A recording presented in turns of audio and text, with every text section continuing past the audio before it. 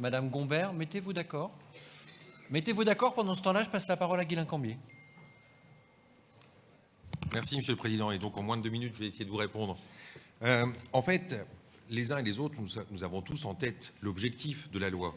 Et comme l'a dit M. Roard, on ne peut être que d'accord avec cet objectif. Encore faut-il qu'il soit transcrit concrètement auprès des territoires de manière intelligible et applicable. C'est tout le souci des décrets qui sont malheureusement peu intelligibles. Je vais vous prendre un exemple, le canal Seine-Nord, voie d'eau qui est considérée comme artificialisée pendant une période et qui redevient naturelle ensuite.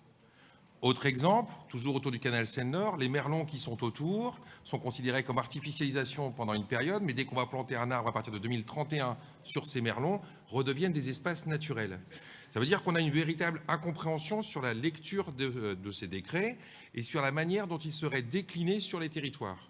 C'est-à-dire qu'en termes de consommation foncière, on va se retrouver en effet avec une lecture purement arithmétique qui reprend un état de consommation qui a pu être différent selon les territoires, mais qui ne comprend pas, ou qui ne prend pas en compte, tout au moins, les éventuelles évolutions qui peuvent avoir lieu sur ces territoires, les disponibilités, bien sûr qu'il faut aller sur les friches en particulier.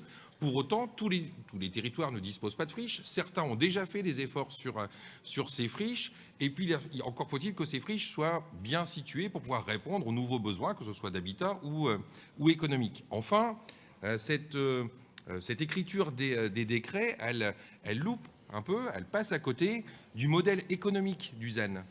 Si on peut avoir une lecture justement tendancielle qui permette aux territoires de faire des efforts, et ils l'ont fait. Si je prends le cas, puisque M. Roard est issu du département du Nord, de la consommation foncière du département du Nord, lors de la dernière décade, ça a bien été divisé par 2. Donc les élus le font. Pour autant, on ne peut pas avoir purement cette barre arithmétique sur des dates, puisque un territoire peut, selon ses projets, parfois consommer plus, parfois consommer moins. Et c'est d'ailleurs ce qu'ils font selon les nouvelles, on va dire, opportunités économiques ou d'habitat qui se présentent. Luc Foutry.